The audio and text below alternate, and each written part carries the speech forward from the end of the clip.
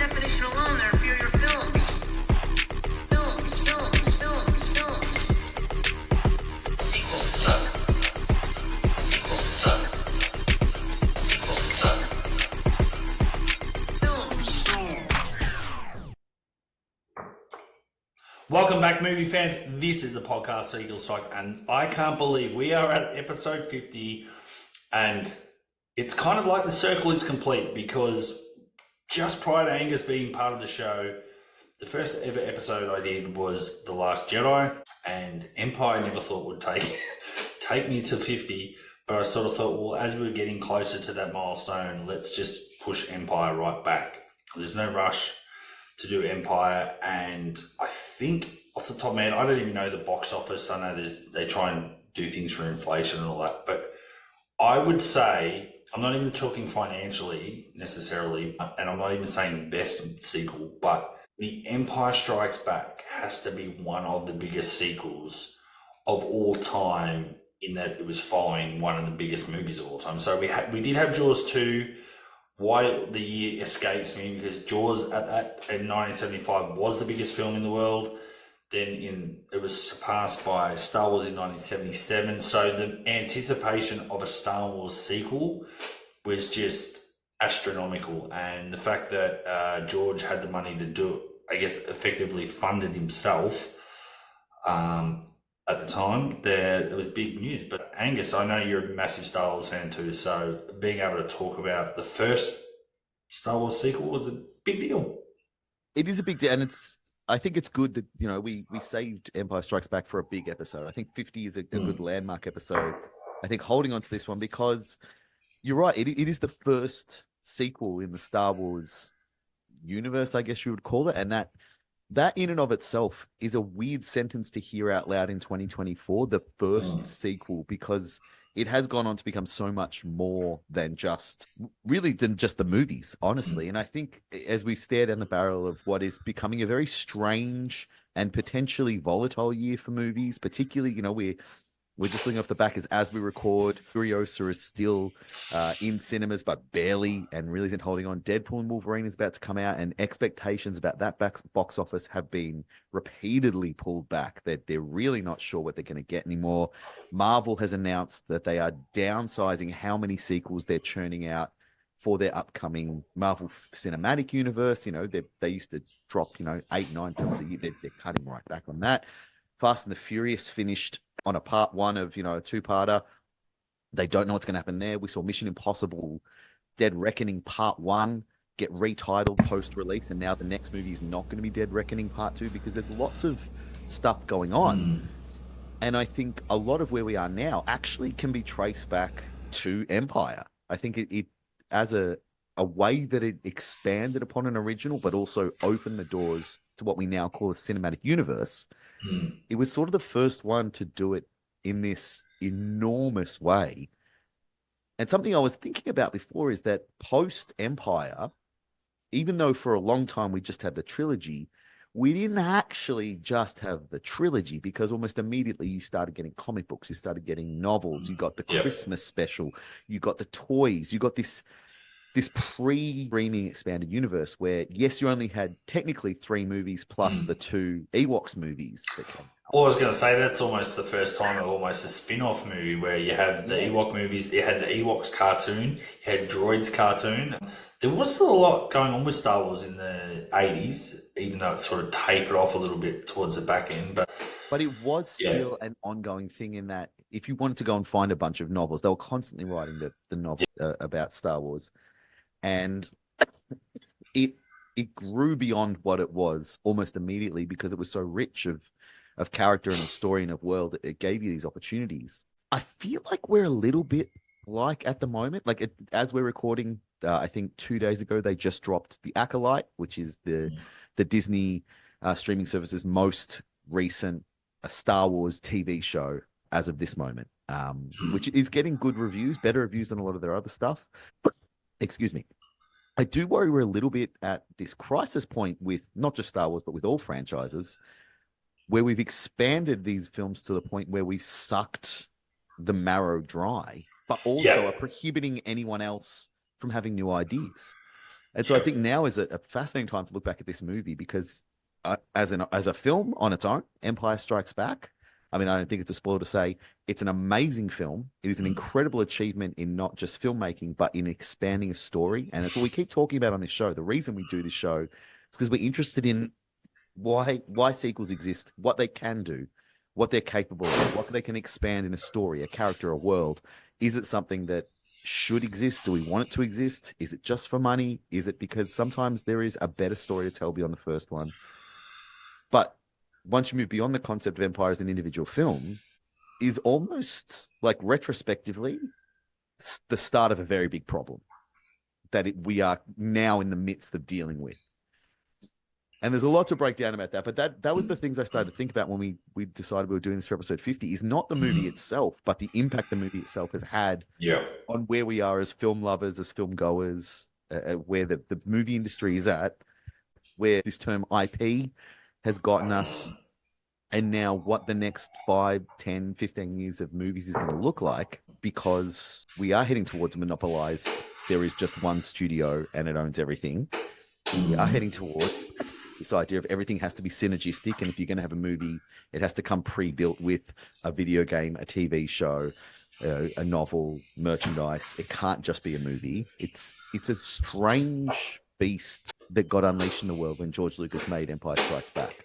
But that is kind of putting the cart before the horse. So I guess the first thing to talk about is the fact that this movie is radical. When did you first see Empire Strikes Back? Well, I'm glad you asked me that, and that wasn't a setup question, but I just want to say, with kind of jumping to the end and spoiling it, this is my favourite Star Wars film.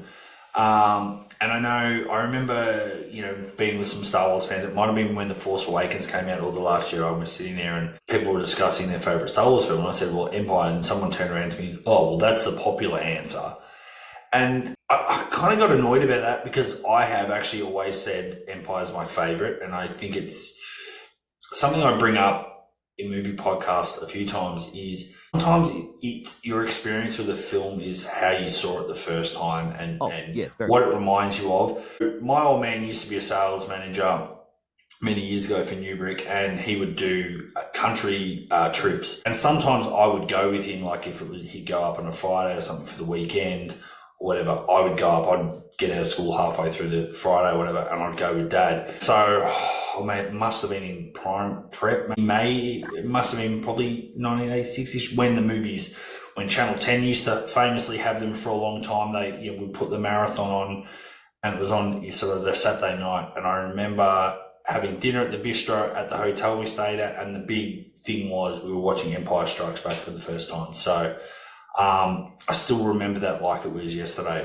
I think, there's just a good father-son memory, and then the reveal of Luke and Vader, obviously. For me, I would have seen it pretty early on, and it's funny because I also think it's the one that I kind of understood the most, if that makes sense. Like, I had seen A New Hope really early on as a kid, probably a couple of times, but maybe not was at the age to fully understand all the characters, all the motivations. And then by the time I saw Empire, I really had a really good understanding of where everyone stood and all that sort of stuff. So, and there's just the vehicles and just everything extra about Empire was something that's always stuck with me. So, yeah. I think you nailed something there as well. Like the idea that you're sort of on steadier footing with Empire. Imagine going to see Star Wars for the first time, and in the opening crawl, you get told before anything happens, you're actually watching the fourth one, not the first one. So straight away, you're sitting there going, what? Hang on, did I miss something watching the fourth one? But having said that, when you saw Star Wars for the first time, it wouldn't have had episode 4 originally. Oh, you're right. See, this is something else that I'm going to talk about in the episode today. Yes, I hear what you're saying. Imagining. And then you get in and you are meeting these characters in a world that, from the writer's point of view, has existed for 3 films already. And you're having things like, you're talking about Anakin Skywalker, you're talking about the Clone Wars, you're talking about the Jedi, you're talking about all of these things that, as an audience watching it the first time, you have no fucking idea what's going on. And then you've got this guy who's like, Obi-Wan Kenobi. I wonder if that's Ben Kenobi. And he's like, yeah, Obi-Wan Kenobi is me. And you're like, well, hang on, you told us you were Ben Kenobi. Which one are you? And then you meet, Han and Chewie and Greedo, and you're like, what the fuck is this movie? Whereas in the second one, you are much more sure-footed. You know that Leia's the princess. You know that Han is like the cool, suave guy. You know that Luke is training to be a Jedi. And you know that the bad guys are the Empire. And you kind of can sit down at the second one and go, I got it. You've got your funny droids, you've got your cool guys in Chewie and Han, you got your hero and Luke, your princess and Leia, and then off you go. You're off to the races. And for a lot of sequels, that would probably be enough. There'd be a few added little bonuses, some new characters, or maybe a betrayal. But this one takes all of that and is like, okay, now that you're comfortable, we're immediately going to make you uncomfortable. We're going to introduce all these new elements. We're going to introduce this love story. We're going to introduce this concept that everyone is going to die and there's nothing Luke can do to save them, which is incredibly dark. Like, I always forget how dark Empire is right beneath the surface. Yep. Like from the get-go, Luke almost dies. Yeah. And all of the heroes, all of the rebels, leave Han and Luke to die. They're like, greater good. We don't want Luke and Han to die, but we have to close the blast shield. So sorry, guys. Even though they're our best people. Yeah, they're our best people. We love them. We know they're the heroes. They saved us before when they blew up the Death Star. You went out in the cold and you didn't come back in time. So it's a brutal world. And that's wild to think that their friends would do that so willingly, and that the director would be like, yeah, there you go. That's what happens. And then, of course, we get the bigger things. Luke and Leia are sisters, and spoiler alert, Darth Vader is Luke's dad. There is someone who's going to listen to this episode who didn't know that. I'm sure of it. The world is going to be like, yeah, what? probably.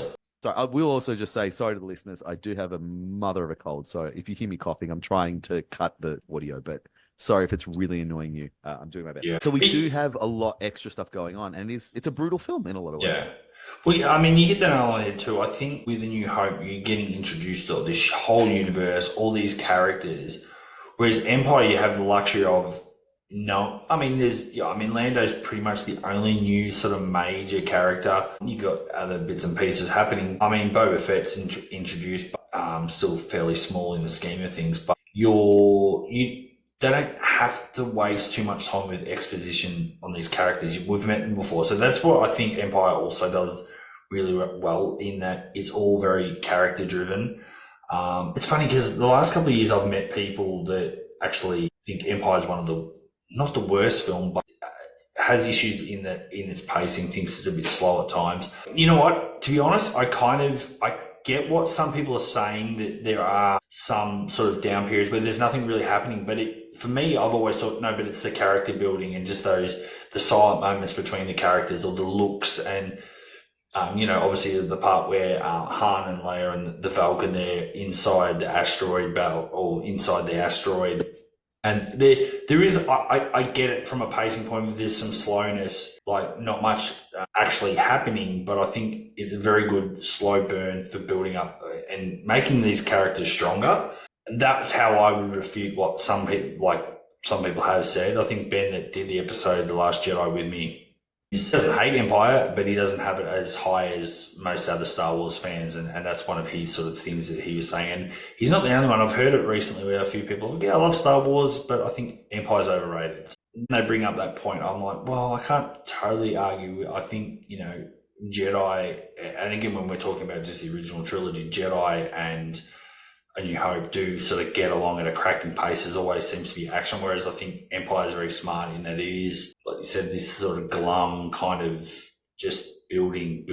And it's allowed to breathe. Yeah, yes. I think that's something that gets overlooked, and particularly, and I think that is a very modern view of Empire, because people's attention spans are worse, and our ability to just sit and watch a story is diminished. Everyone's sitting and watching a movie with their phone in their hand, doing 15 other things. And but in movies, one of the things producers and the studios say is, like, you've got to have a second screen mentality built in when you're writing, producing a film. You can't have subtle information. You've got to have signposting. This is an important bit, so people look up from their phones. And I think that because Empire of the three, it's horrible, it's horrific. And I think because Empire of the three originals is definitely the one that has, I wouldn't call it slow. I would say it has the more deliberate pacing Yeah. because it wants you to feel the struggle that Luke is having when he's in the Dagobah swamp with Yoda trying to lift the X-Wing or trying to hone his Jedi skills or facing, in what is probably the weirdest part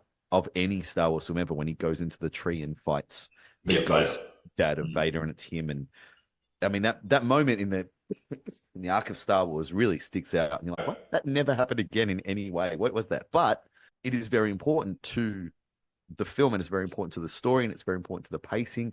And we're all looking at Star Wars now with sort of a reflective lens where even if people didn't grow up watching Star Wars lots, even if they didn't grow up watching Star Wars at all, people still know Vader is Luke's father. People still know who Princess Leia is. People still know what a Jedi and a Sith is. People still know what a lightsaber is. This franchise is inescapable. It has filtered into every aspect of pop culture, of day-to-day life, of merchandise. You can't help but know something about Star Wars. And I think because we do know lots about Star Wars, when you have a film that is working really hard to set up lots of things that we all already know now, I think a lot of people look back and go, I don't know.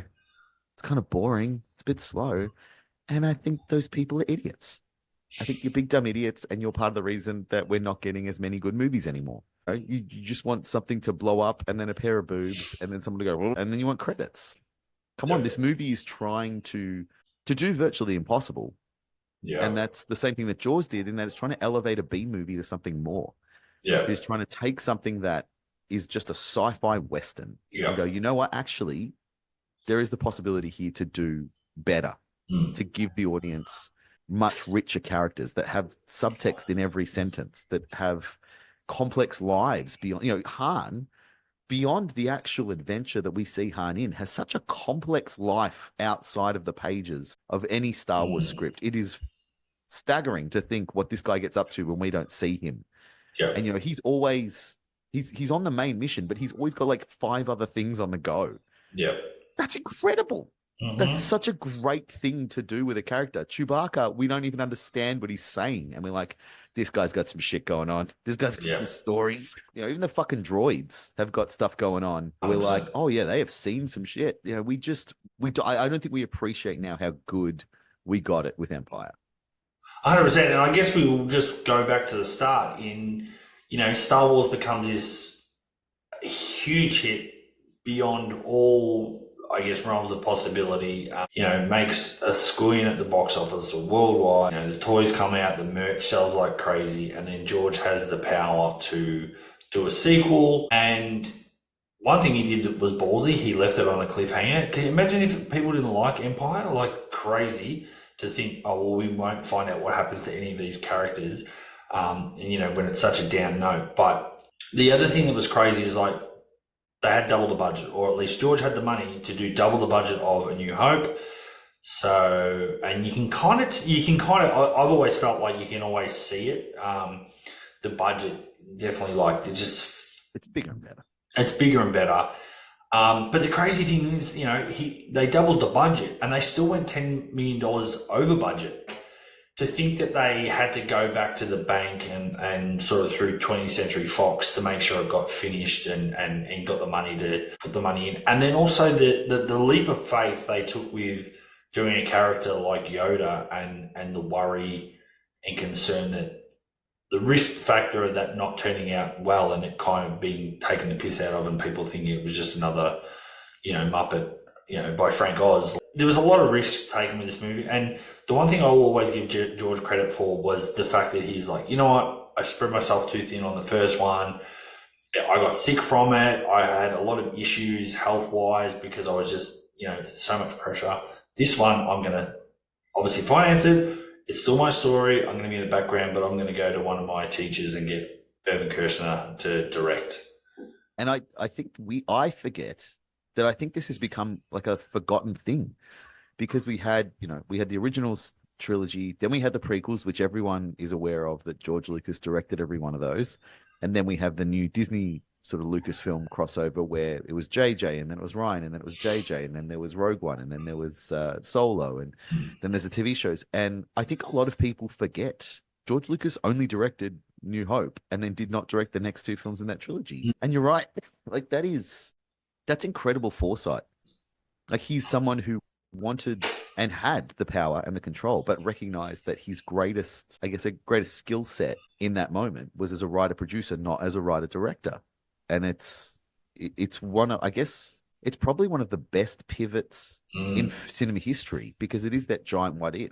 What if Lucas did decide to direct Empire, knowing how burnt out he got? Would we have gotten like a Francis Ford Coppola Apocalypse Now situation where he just lost his friggin' mind with the pressure and the enormity of this project, and we wind up with this insane film that doesn't hold together?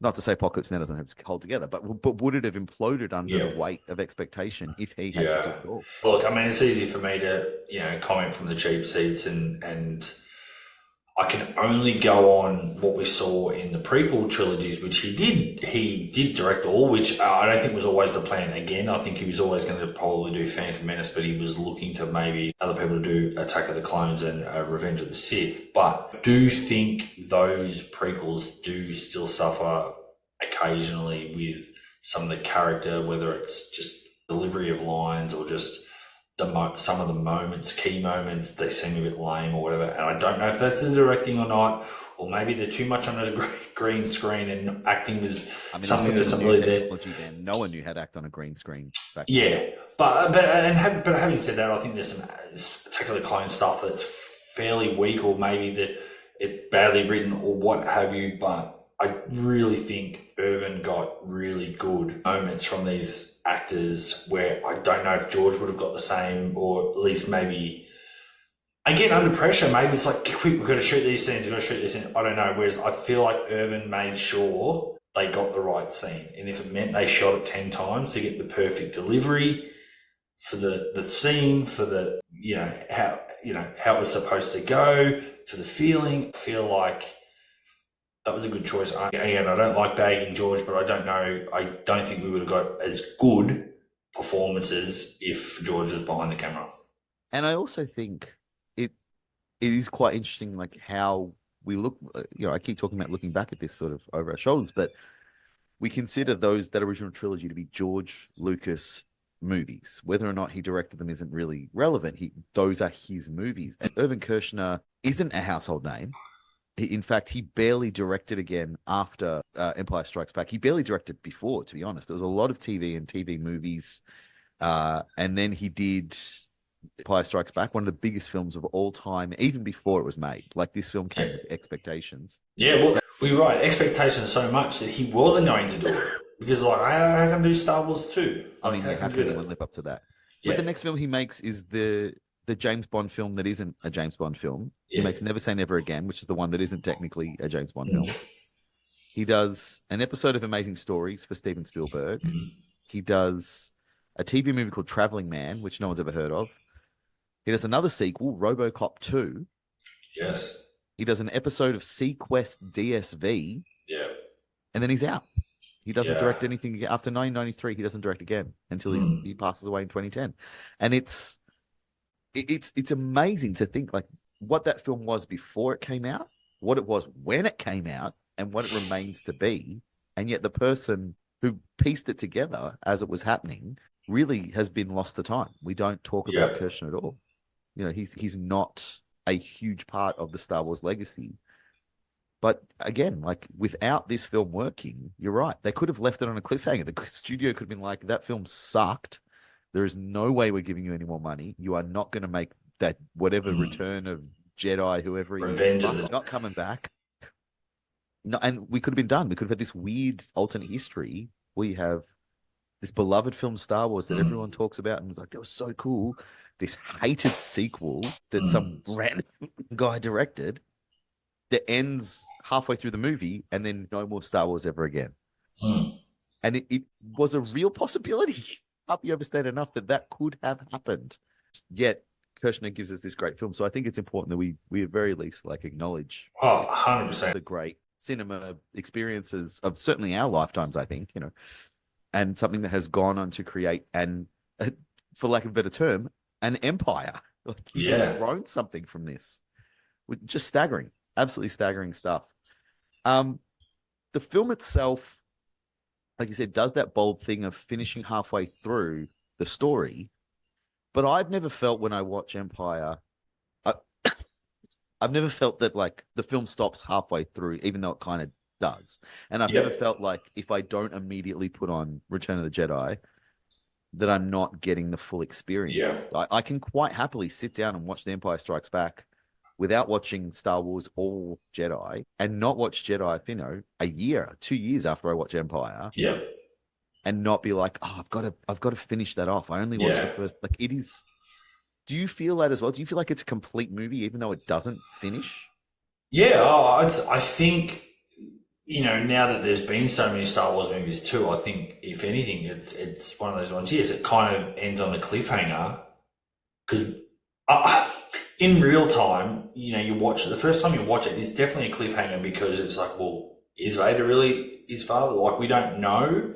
It's just something he said. He could be saying it for whatever reasons, some manipulation or something like that. It doesn't necessarily have to be true, but we want to know. That's why Jedi exists as well. We want to find out what that's about. We want to see if Han Solo is going to be okay, who this Jabba the Hutt is.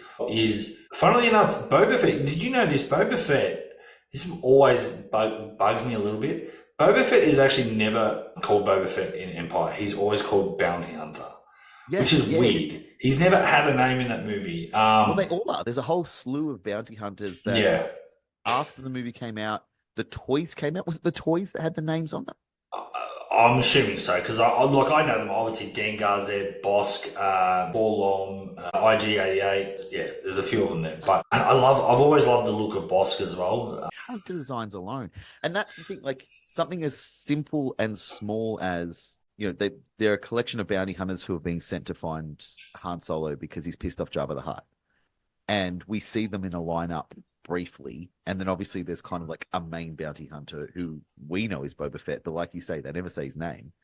But every one of those characters has kind of gone on to have a life of their own where people, like they all got books written about them. They all appear in the comic books. Their toys all sold big.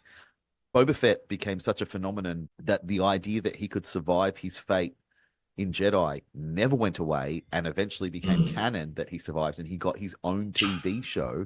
Also, the need he had spawned this entire, I guess, cult, religion, race. I don't know what you call the Mandalorians, but he's a part of this entire race of people, I guess you call it. His character becomes so important that he basically is what makes the prequels happen, or him and his dad. Yeah, that was kind of, I think that's a little bit retroactive or retconning by George. George decided to use. It certainly is, but that's because his character, from that brief bit we get of him in Empire, became such a friggin' phenomenon. Yeah, like when they used to have like Star Wars parades and things to announce the movies and promote stuff. The character of Boba Fett would be walking right alongside, someone dressed as Luke and someone dressed as Chewie, and the audience would be like, "It's fucking Boba Fett." The dude has like 2 lines in the whole friggin' movie. Yeah, but he's just so cool, and everything about this movie is so well thought out. They're all so friggin' cool. The locations, the spaceships, the characters, the weapons, the costumes. It's all cool. And on top of all that, something which you touched on a little bit about Attack of the Clones suffers from. This Star Wars movie has the best lines of any Star Wars movie. All the lines that people quote from Star Wars come from Empire. You know, he's no good to me dead. No, I am your father. I love you. I know. Scruffy nerf herder. Yeah. All the cool, great stuff that makes Star Wars awesome. It's all packed into this one friggin'. I always forget. I was watching it this time. I'm like, oh, that's from this movie. That's from this movie. Every cool line. I'm like, oh shit. Everything I love about this movie. Never tell me the odds. Never tell me the odds.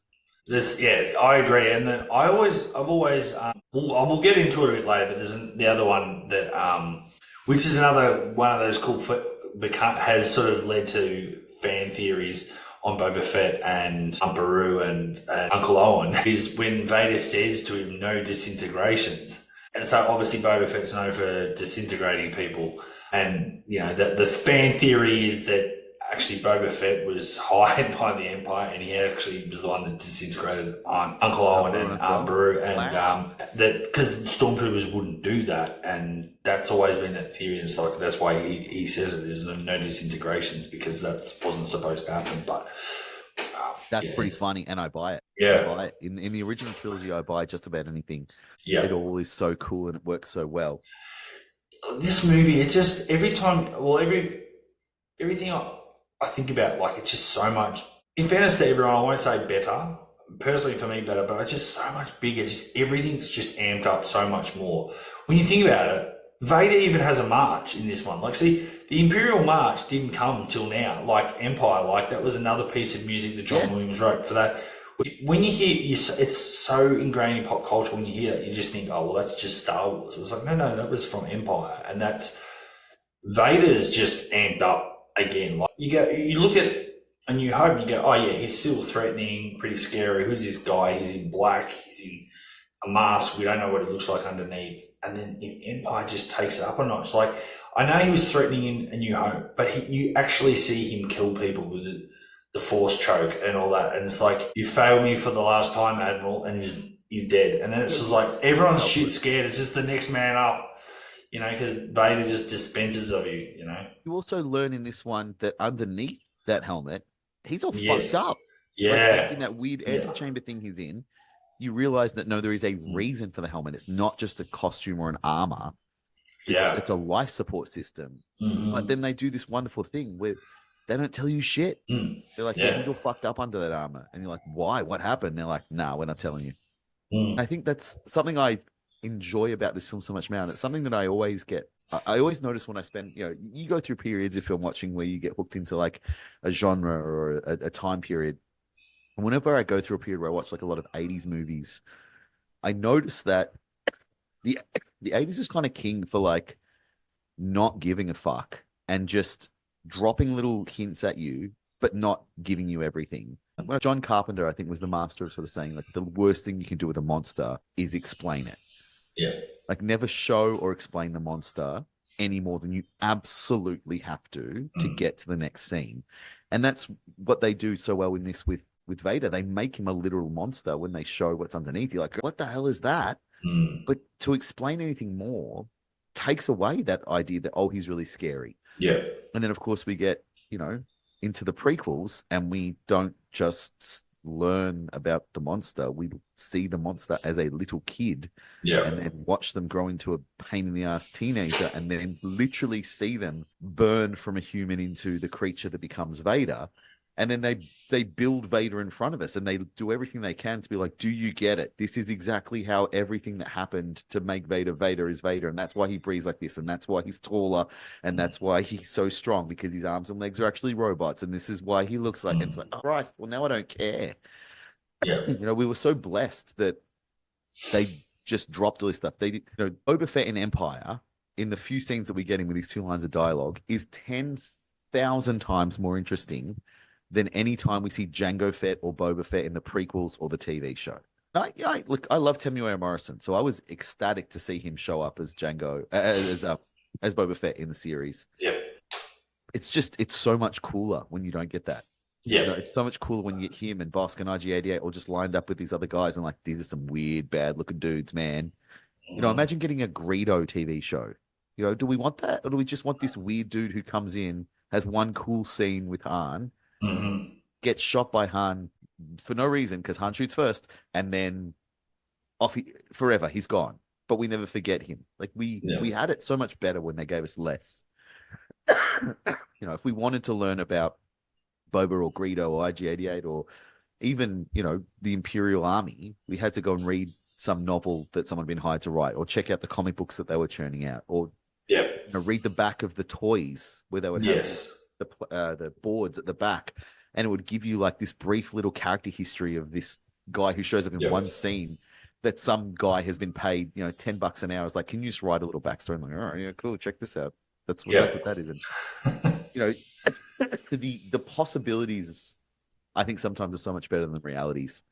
And now that we're in this mass all encompassing beast that is Star Wars, which, I mean, that's the other thing about Empire that I think is worth talking about as a sequel. I can't think of any other sequel became such a success, such a phenomenon, and spawned such an ongoing thing that the ripple effect is they changed the title of the original movie. Like, Star Wars was called Star Wars. That was the name of the movie. And then Empire got so big and created this ongoing thing that never stopped, that the ripple back effect was, oh, well, now it's all Star Wars. So we're going to call that one A New Hope. Yeah. And then we're going to call everything Star Wars. Like, I was racking my brain. I can't think of another franchise that has retconned the title of the original. Rambo? Like, Rambo 1 is still called First Blood. Yeah. People call it Rambo, but if you go and rent it, it's still called First Blood. I was trying to think if there is anything anywhere that did it, and I can't. It doesn't seem like anything has become that big of a deal that they're like, no, we're going to rename the original so it fits in better with what the sequel has created. I think, it's, I don't know the timeline, because at some point, I'm assuming that A New Hope became A New Hope in episode 4 when they were finishing Empire before that came out at the cinemas. Is this what we're saying? But you're right. I tried to research this, and it's really hard to get like clear information these days. Yeah. And I'm sure Star Wars people who are bigger Star Wars fans than I could immediately tell me. But my memory is they didn't rename A New Hope until the prequels came out, because suddenly you had episode 1. Like, they really sold the prequels as the episode. That's when they first started doing that. Star Wars, Empire Strikes Back, Return of the Jedi. That's what they were called. Yeah. And then it was Star Wars Episode 1, The Phantom Menace. Star Wars Episode 2. Like, that's when that hit, was the prequels getting released. Yeah. So anyone in the comments, just if you know the answer, I just remember as a kid, I'm positive it's always been A New Hope since I was growing up and watching it on video and whatever.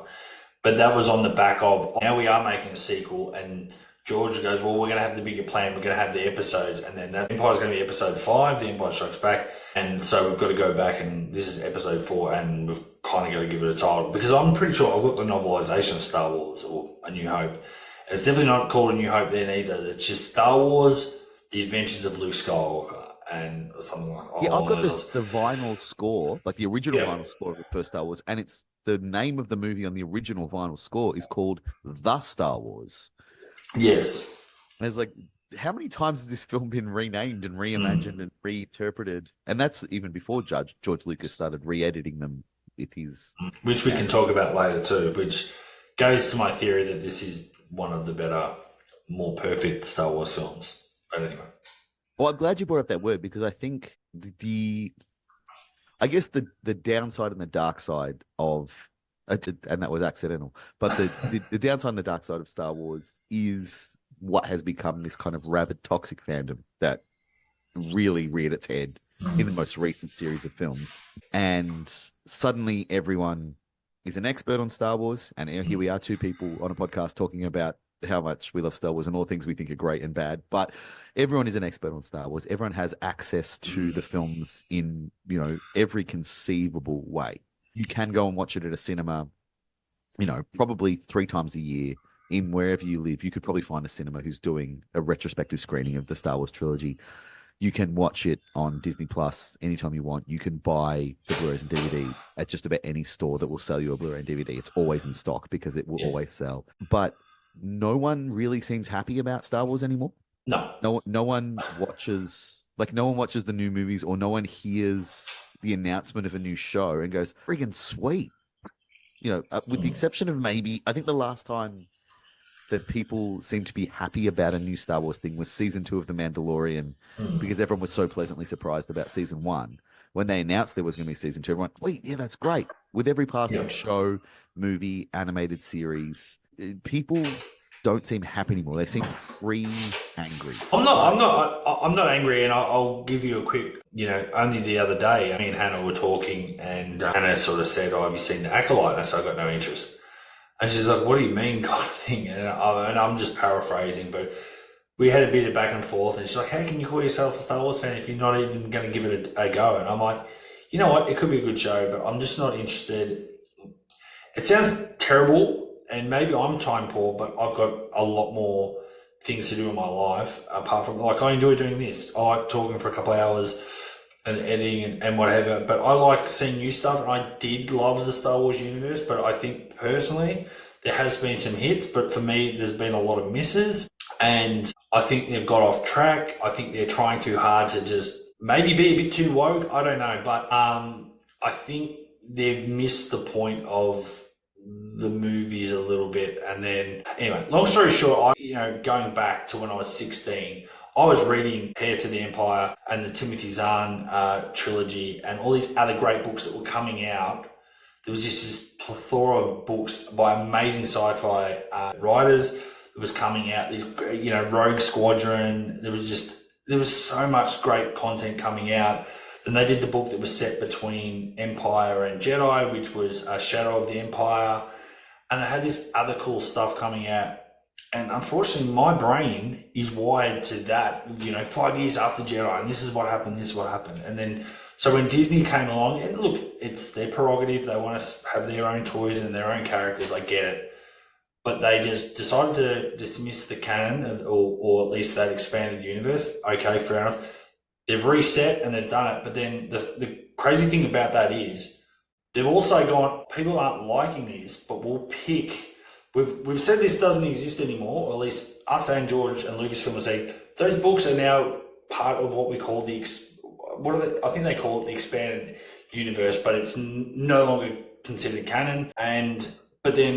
So they've dismissed it, but then when it suits them, they go and handpick the cult or the popular characters from that stuff to bring into the new stuff. And I'm like, I kind of don't like that. It's like, well, if you can't come up with your own good characters, there's a bit of a problem.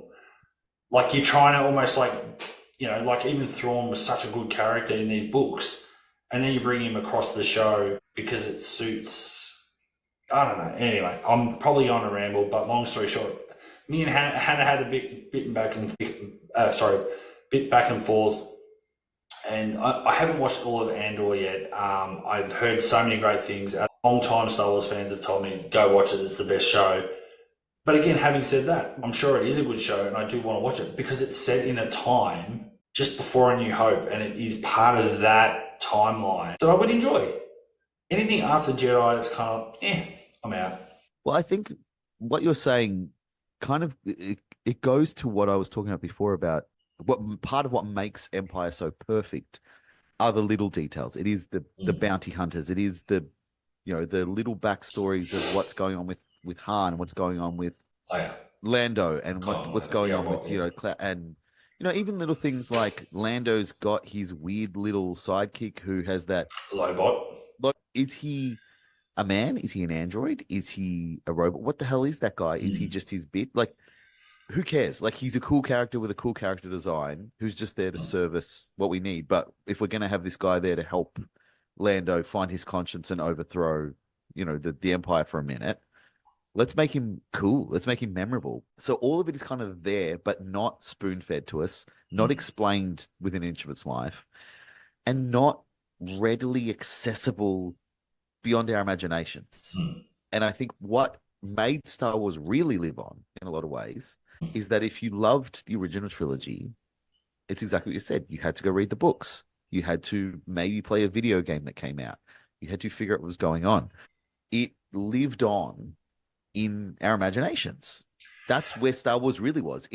We thought up about the characters. Exactly. You hit on another thing, like the thing growing up, it was like if you had the toys, and like you said, there's a million characters in toy version you can buy that literally might be in the movie for 5 seconds, but they would bring a toy out for it, which is very smart by George as well. But if you've got all these toys that kids can collect, but that would be the thing. We would be in the primary school, play, and we would build all these little tunnels and in the sand pit, but all these different areas and play the Star Wars toys. But then that was the thing. We created the expanded universe of these characters, thinking of, how we think Boba Fett is and the Ugnaughts and all these other characters, Lobot, we added to that tapestry, that universe. And, I don't know, I agree with you. It's another thing that Hannah said. She said the word oversaturation. I think that's the thing. I never did I think in my life would I ever be complaining about too much Star Wars, to be honest. Like, And when I we think only more than have that, I think it's not just that it's too much Star Wars. I think it's too accessible. You know, like Mm, you talking to Hannah and saying, you know, have you seen the Acolyte? No, I haven't. Well, how can you call yourself a Star Wars fan? You're like, well, I've got other stuff to do. Because obviously the thought process is, well, you can watch it any time you want. You yes, can watch Andor, you can watch Rogue One, you can watch The Acolyte, you can watch Ashoka, you can watch Obi-Wan, you can watch like every single one of them. The only thing stopping you doing that is you. You know, yeah, you can literally sit down and just power watch everything. And if you search just Star Wars and Disney, you get something like, what am I looking at? One, two, three. You get something like 30 different titles that pop up from mm, searching Star Wars. And that's like I'm on my phone right now. I just pull up an app, I type in Star Wars. There are 30 different mm, things. And some of those are TV series with 30 plus hours of television in them. mm, All of it is always coming. It's like it yeah, is a relentless thing now. We're like, you yeah, know, as soon as you finish watching Obi-Wan, they're announcing here's the next show coming in, you know, a month. yeah, If you don't watch the show, like I am sure, like The Acolyte's been out a couple of days. Neither of us have watched any of it. yeah. Despite I am interested, I will probably check it out, but neither of us have watched it. I'm sure Mm. I'm already behind the schedule Yes. of what. So by the time I do get around to watching The Acolyte, there will probably be another show that's ready to drop if it Yeah. hasn't already. And that's not even worrying about like I haven't watched Andor, I haven't finished watching Obi-Wan, and I'm the same as you. I am a fan of these things, but I guess it's kind of like absence makes the heart grow fonder. Like, make us Mm. want it, Star Wars. Make us remember what it was like to Well, only have three movies for the better mm. part of 3 decades. Like, Well, you know, it's crazy, and this kind of really comes back to Empire too. That people that saw A New Hope had to wait 3 years for Empire, and that was kind of, even then, that was kind of sort of seen as a crazy long time to see the follow up. And imagine having to wait 3 years after that to see Jedi. Um, but it was something I'm pretty sure. Why is his name escaping me? Liam Neeson, who played. I Qui-Gon almost Jinn. said Qui-Gon Jinn. Almost said Obi-Wan.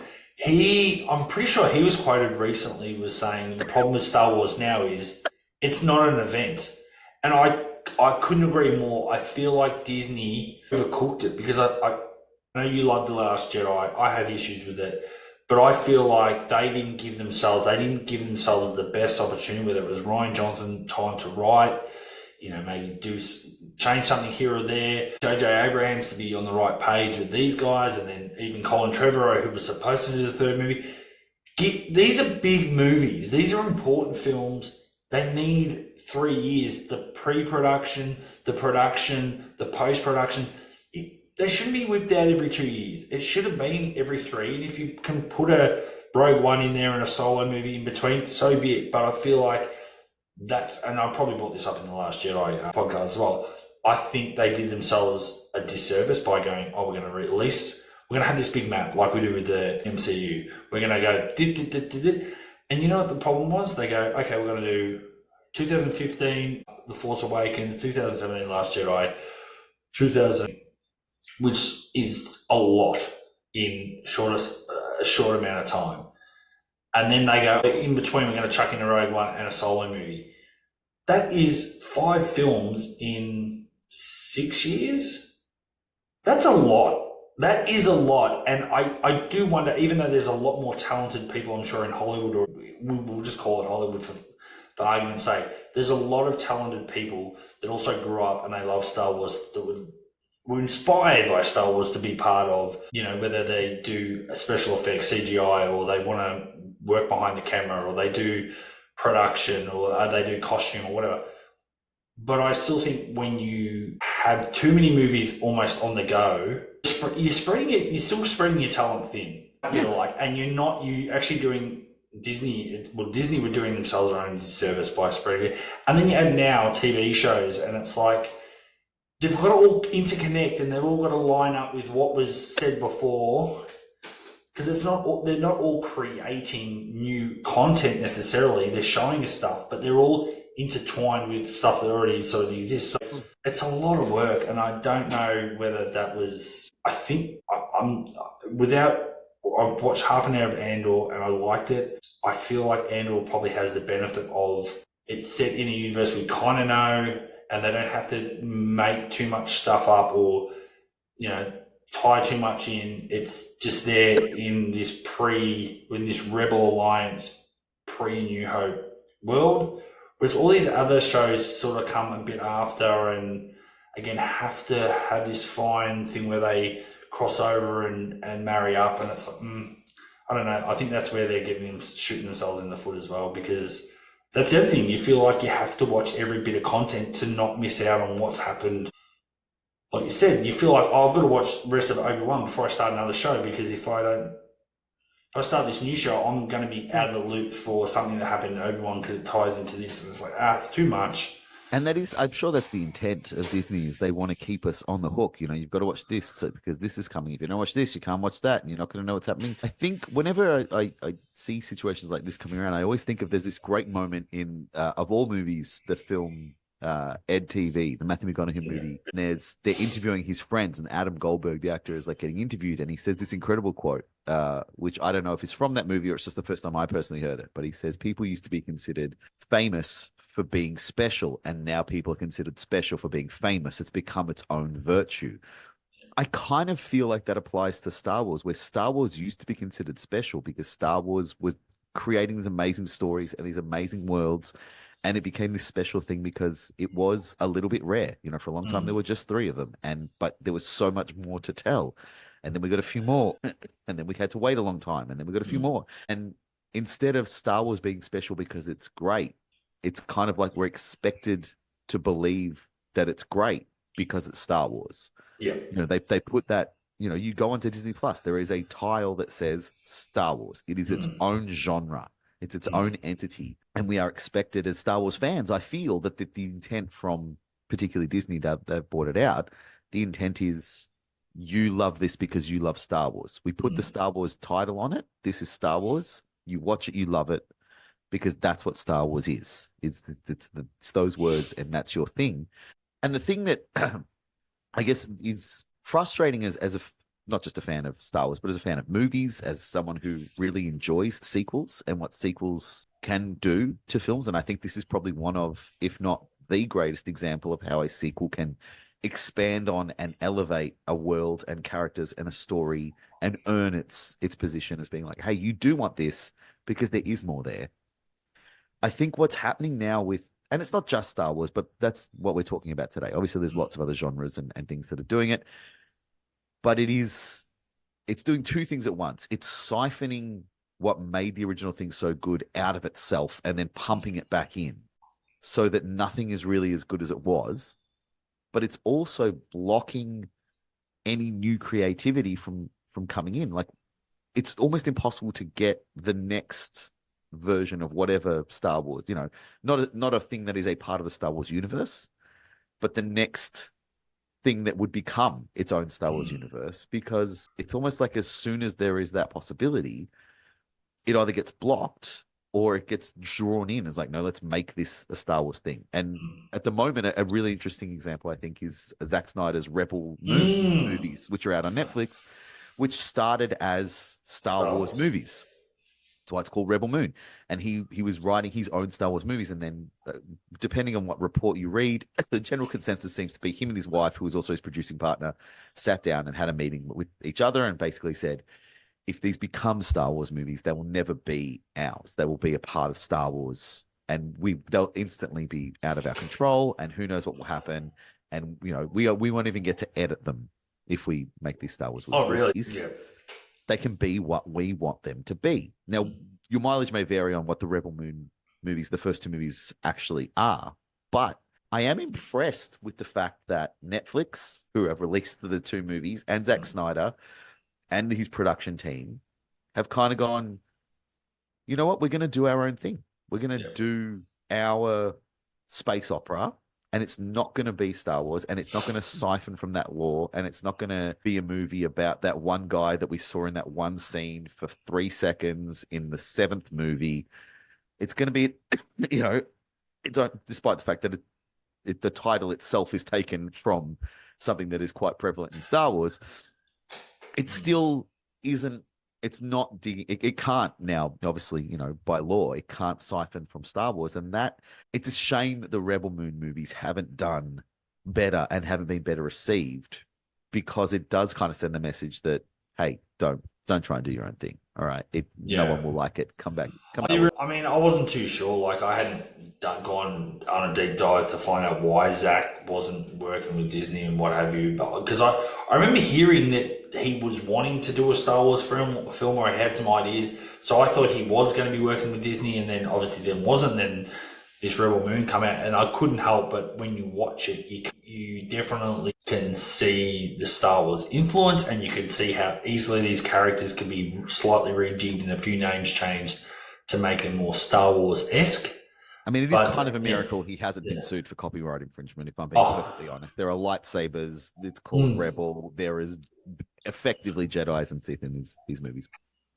And look, obviously, all of this you have to take with a grain of salt. The reports that I've read are the interviews with Zack Snyder and I want to say Deborah Snyder. I apologize if I've gotten that. I'm pretty sure it is Deborah, yeah. And they are the ones who are telling the story that they decided to hold on to it. I hope that's the case. I hope that they realized that they had some great original stories to tell that didn't have to be part of an IP beast. And I would love if we could get more. Because really in terms of that kind of grand, epic space kind of, I was going to say wars, but I'm trying to think of a different word. But yeah, like a big space war, a big movie like Star Wars. Is there room for it? Like, is there, when the film industry is already struggling to get people going to cinemas anyway, when streaming services are eating themselves alive and turning into one giant mega beast, is there actually money for brand new sci-fi ideas to come out that will blow everyone away? Or I don't know the answer. I do feel like you're right. I think it wouldn't even surprise me if someone came on with a really good sci-fi script and someone at Disney goes, I like this, but we'll buy it, but we'll repurpose it as a Star Wars movie or something. It's like I was even watching Battlestar Galactica for the first time in forever. The movie, of course, and again, that was made on the back of the success of Star Wars, and I mean, you can't not see the Star Wars influence in that. I mean, it's just so crazy. It's like, and then Battlestar Galactica had like a TV series on the back of. They didn't do subsequent movies; they did a series, and then they did another series in the early 2000s. And I could have sworn I read it recently. They're going to reboot Battlestar Galactica again. I wouldn't be surprised. And I think that was Universal off the top of my head. And so I'm not sure who has it now. But it's just interesting. It's like, I never thought in my lifetime I'd be, thinking another Star Wars show. Like, I mean, take me back 30 years ago, I'd be like, this is the best thing ever.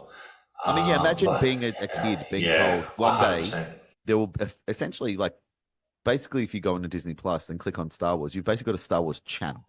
There'll be a channel of Star Wars content, and some will be movies, some will be TV shows, some will be cartoons, some will be shorts, some will be weird kind of crazy stuff that they all do. There'll be behind the scenes stuff. There'll be interviews with literally everyone.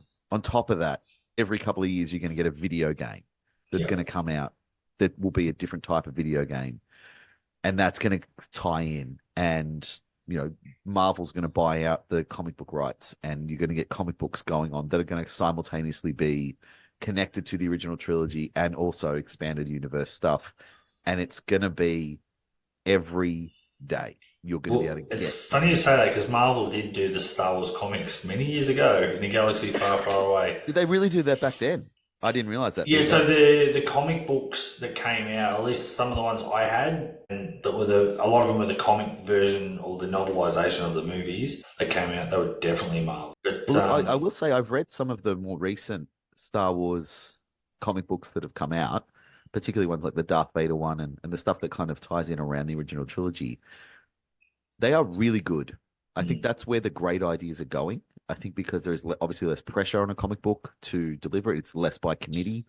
A writer and an artist can kind of get together, come up with a great idea, some great characters, and be kind of left alone for the most part, as long as they don't do anything that breaks canon or is inappropriate. They sort of go to town. And some of the stuff that they do in the Darth Vader comics is cooler than just about anything you've seen Darth Vader do in a live action film. And I would like more of that, I guess.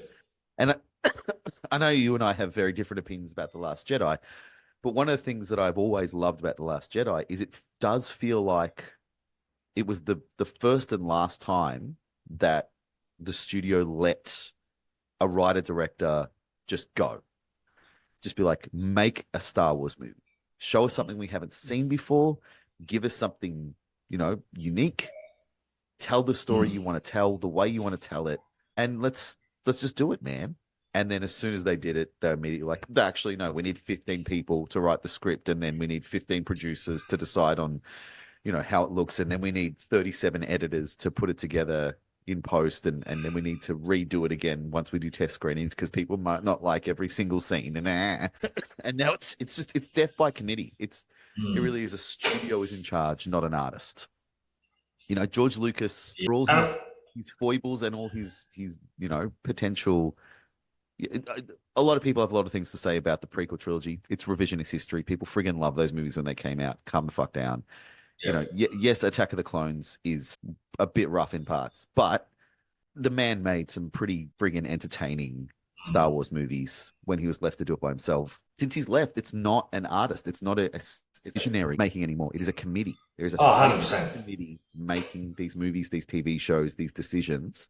Really, I like the comic books and the video games. They're kind of the ones that are much more independently thought through. I don't know if you've ever played the Jedi video games they brought out. I mean, I've seen bits and pieces. I'm pretty sure I've actually got it downloaded on my PlayStation, but I've never played it. The story of them, the characters in them, the worlds in them, it's what I long for in Star Wars. It's what you don't see. Excuse me. It's what I feel like you should be breathing like Darth Vader. Kind of am, honestly. Like I've been steaming the hell out of my lungs. I guess we've kind of. I wouldn't say we've got off track because it's important to talk about the whole universe anyway and where it's gone since Empire. But I think we have to reel it back in. The funny thing is, I did mention, I stupidly said one of the only new sort of characters was Billy D. Williams as Lando Calrissian, but really the other big new character was Yoda, which I will circle back to. But isn't it funny too? Lando was such a good character. There was something about him, but again, he almost purely exists because of the feedback. The first one is like this galaxy far, far away, and everyone's white. And when they're evil, they're kind of British. So that was Billy D. was obviously the new character, but it was also, I guess, to tick that box. We're not completely racist and whitewashing Star Wars. We're going to have some sort of diversity. He's still it feels like he's the one black guy in the entire universe, and he's going to live in a place called Cloud City. But how good is Lando in that movie as well? Like you really don't know how they stand. He has that look out, like he's like, I can't believe you're showing your face around here, and it's like real serious, like, oh no, they hate each other, or there's something, come here, buddy, and then it was like obviously the false thing where he's and the Millennium Falcon is his ship, like all this great stuff that gets thrown in. Yeah. It's this pure elevation, I think, with every scene. Yeah. And I think I'm going to go out on a limb personally. I think overall, this is the best acted, of the original trilogy of the films. I think Harrison Ford's great in it. I think Carrie Fisher's great in it. But I think it's Luke's best film. I agree with that, yes. With definitely. Mark Hamill's acting, but also just the character arc, just everything that happens. I think Luke's so much better. He's not the whiny farm kid. He's a guy trying to find his place in the galaxy and wants to, be part of the Force. And then I think all the Vader stuff, like we sort of touched on before, with just that little slither of seeing the back of his head and the helmet coming down, the way he's just completely brutal with any of his admirals or anyone that stuffs up a plan or doesn't listen to what he said. I think just Vader is so good in this film. And obviously the reveal, which is very famous, again, pop culture referenced. How many times do you hear that in pop culture? But maybe not so much now, but definitely growing up, it was like, even what's his name? Chris Farley was doing it in, was it Black Sheep or one of his other films? When he's got the fans, Luke, I am your father. I think that is Black Sheep. Yeah, well, it did. It permeated like that one scene and that one line read permeated through so much. You know, Yeah. like, I am your father. Yeah. No, that can't be. That's impossible. Like it was everywhere. Yeah, and so I think this is like peak Vader and peak Skywalker. I think personally, yeah, Yeah. Well, I also think once we get into Jedi, we're kind of softening Vader a lot. You know, we're trying to feel sorry for the monster and reveal that he actually is this poor, like fat old man when they take the mask off and see him as what he really is. Like he's a sad, broken man who has been kind of corrupted by Palpatine and by the Sith. And look, great character arc kind of stuff, but he's not scary, really. He's conflicted and he's trying to figure out which way he wants to go, and that's not scary. And Han is alive and safe in the third one, and he should be dead, but anyway.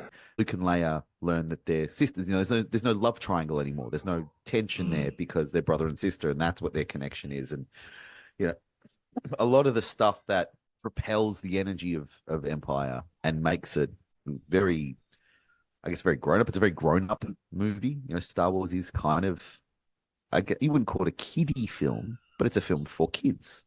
Yeah. Much more than Empire. Empire is a film for grown-ups. There's a lot of serious subject matter in there. All of the characters really are at their peak. Before their stories are resolved and before their histories are revealed and before you get your big happy ending, everyone is in peril. C-3PO literally gets ripped to shreds. Friggin', we haven't even talked about it. Han gets tortured by the most fucked up looking torture device you've ever seen on film. Like whatever the hell it is that they're lowering him into is the scariest torture device I've ever seen in a movie.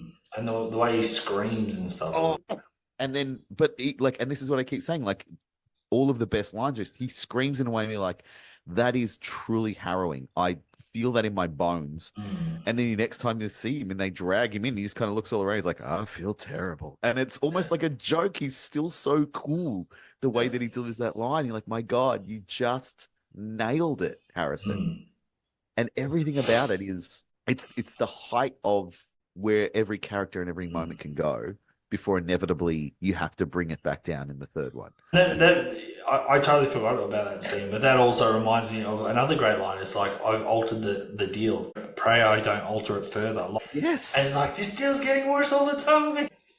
Yeah. And that gets parried too. And it's like, it's just, anyway, that's another. Luke gets a robot hand.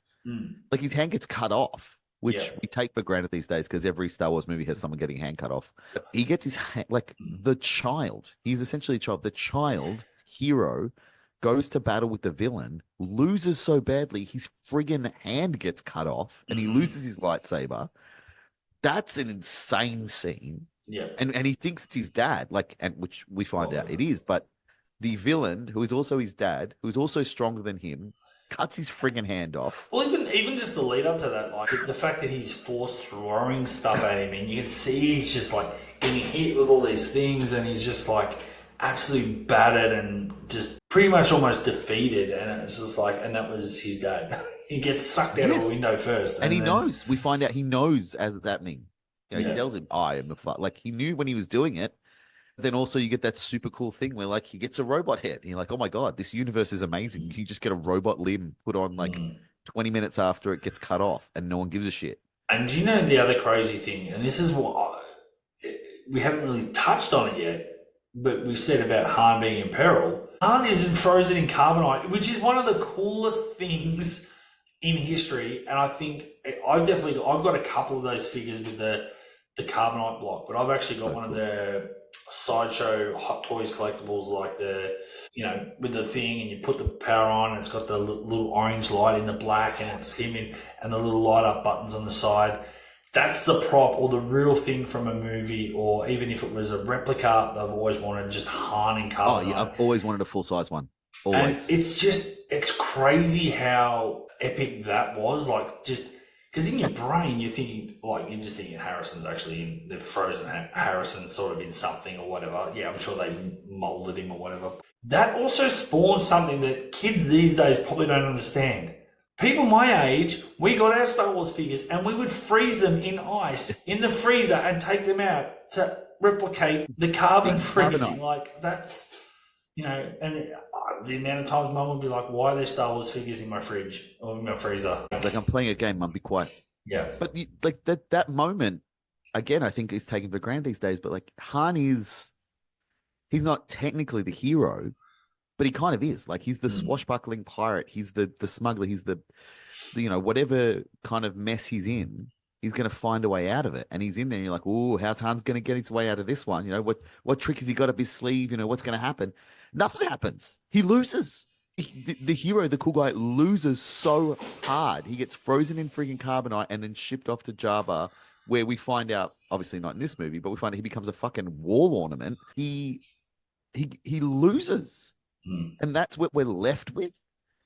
Like, the bold choice to do that, but also the insanity of like, yeah, we're going to take the guy that we're all rooting for. One of your heroes is going to lose and get frozen, and the other hero is going to lose and get his hand cut off by his dad, and credits. Like, holy shit, man. Yeah. You don't get that anymore in movies. No. You might get a character in peril, you know, if a movie is going to have a cliffhanger, which you said doesn't really happen anymore. The only other, cliffhanger movie I think we've gotten in recent years, which I touched on before, is Dead Reckoning. And I think Tom Cruise is kind of the only guy in Hollywood who can, I guess, demand a cliffhanger storyline in cinema these days. He's sort of the only bankable movie star that could get away with that. No one else, even if it is a preset trilogy, none of these movies are going to end on a cliffhanger anymore. They kind of, the studios just won't let that happen. Even Avatar, you know, Avatar is this guaranteed 5-film behemoth that is sort of the closest, I guess, we've got to Star Wars in terms of the enormity of the project and the single-minded vision of the person who was at the helm. But even Avatar doesn't end with cliffhangers because it's like, no, people need to see the end of the movie when they buy their ticket. Otherwise, they won't come back for the next one. They'll be mad. They'll be like, what's the point? The last one didn't even finish. Like, spoiled. We were spoiled with how good we got it, I guess, and we had no idea. Yeah, and again, I wonder if that does still come back to the fact that George had a lot more control in this film than anyone in the history of cinema at that time would have had. He didn't have to deal with the Star Wars trilogy. You know what I mean? Like, it didn't exist. He was creating the thing that has gone on to cause so much of what now is happening in movies. Like, you know, we didn't have blockbusters before Jaws. We didn't have an epic trilogy that had to become this marketing behemoth along with being a film box office smash before Star Wars. Sure. So yeah, I think George had a lot more freedom because no one had any friggin' idea what actually could happen. Yeah. No, but I mean, even from an independence point of view, like, he kind of had the money, so he did it outside the studio system, like you're saying. Like, a studio, if he didn't have as much control as he did, financially at least, and 20th Century Fox had a lot more of a say in Empire, I'm pretty sure you'd have almost a bit more of a happy ending, or at least things would be a little you're bit probably more right there. Yeah. You're probably right there. But also, I mean, we used to be allowed to have grown-up movies. We used to be allowed to have sad endings, you know. Butch and Sundance, you know, you could end it on a screenshot with the guarantee that they're getting gunned down to a bloody, violent death without seeing it. You know, Bonnie and Clyde, you could watch them get murdered to death at the end of the movie and then be like, hey, that was a cool movie, man. You know, Midnight Cowboy, you're like, oh, that guy's dying of a horrible disease as they drive away. Yeah. Blade Runner. I mean, Blade Runner. You know, even Alien. Alien doesn't really have a happy ending. It just kind of has the resolution it needs. You used to be allowed to, I guess, end the film the way that it needed to, or the writer-director wanted it to finish. And then the audience would have to deal with it. And now it's kind of like, I don't know, it's the studio is afraid of the audience. So they're like, no, we got to make everyone happy, make everyone okay. It's funny you touched on it because, I mean, that was something you and me and Ben spoke about when we talk about Scream and how Scream 4 was heavily, the ending was reshot and a lot of stuff was, you know, at the behest of the Weinsteins, that Wes had to go back and redo stuff because they weren't happy and didn't feel like that's what the audience wanted or what have you. And it was, you know, it's like, well, trust Wes and Kevin and whoever's, or Aaron Kruger, whoever's writing, just trust that they're making the right decisions. But no, at the end of the day, like you said, by committee, you're if they're putting up the money, then and they're the ones, I guess, absorbing the risk. Then, you sometimes they get more of a say than the, like you said, the creator or the director or the visionary. That they are the experts and the money men, and they kind of call the shots. I guess it's fascinating that Star Wars, what everything Empire is sort of the opposite of what Star Wars became. Because Empire was like, this is the movie we're making and this is how we're ending it. And was like, what? Oh my God, I can't believe that's how it ends. Now we're going to wait for the next one. Oh man, imagine what they're going to do in the next one. Cut to The Last Jedi, and people freak out so hard that the studio's like, okay, well, the next movie needs to acknowledge everything the audience was unhappy about. Then we'll change everything to make them happy because that's what the audience wants. And we won't actually do a story or a movie. We'll just do a 2-hour apology for not giving you the exact thing you wanted, you big friggin' babies. Sorry, it makes me so mad what the Rise of Skywalker became. Because it's not a movie. It is a knee-jerk response to the internet trolls leaving comments in the post. And nobody told the studio heads don't read the comments. And as a result, no one was allowed to do anything creative or interesting in The Rise of Skywalker. What you got was, hey, what did you want this? Is this okay? What about this? Palpatine. What if we give you Palpatine? Will you love us again if we give you Palpatine? We're sorry we didn't. Ridiculous anyway. But anyway, that's a whole other. But it is like we had in this very franchise, we had the perfect example of how to make the movie that tells the story you want to tell, the way you want to tell it, and if you have a good story and you tell it well, you will find your audience, and your audience will love it. And then if you are fortunate enough to make another part of that story and you do the same thing again, where you tell the story that needs to be told in your eyes, the way it needs to be told, then your audience will love it. And even the first time, the amount of people who are diehard Star Wars fans who will tell you it's the greatest thing that's ever happened, who will then in the same sentence tell you how much they fucking hate the Ewoks and how they ruined the Return of the Jedi. I'm like, bro, you've been bitching since the original. Calm down. It's not everything. Well, it's funny because obviously you and me are a bit younger, so we didn't get to experience firsthand Empire in the cinemas and the initial reaction. But from memory, from what I've been led to believe, that Empire didn't necessarily have all the critics on board and the fans, at least initially, because it was so different and so dark and so ending on such a down note, that I think over time, and once Jedi came out, it was this nice big trilogy where it was kind of a happy ending, that slowly Empire got appreciated a lot more than when it originally aired. Yeah, I think. So it's a bit like The Last Jedi thing. It's like, in fairness, I've openly said, The Last Jedi disappointed me, but I also respect other Star Wars fans. If they loved it like yourself, and I know other people that love that movie, and I'm happy for you. It wasn't a movie for me, but again, also agree with you. I don't think they should have had a knee-jerk reaction to the negativity, or at least, like you said, maybe they read too many comments on the Reddit threads or whatever. I think that if anything, they should have pivoted and said, you know what, we'll be back in 3 years and go, let's work out what went wrong and what we can build on and what, not listen too much to the fans, try and appease the fans. We want the fans to enjoy this new trilogy, but let's maybe pivot and go, let's make this work and sync. Because again, The Rise of Skywalker, I'm not going to lie, I enjoyed my 2 hours watching it, but is it a great film or is it disjointed as hell and just trying to make up for the lack of fan appeasement of the second one?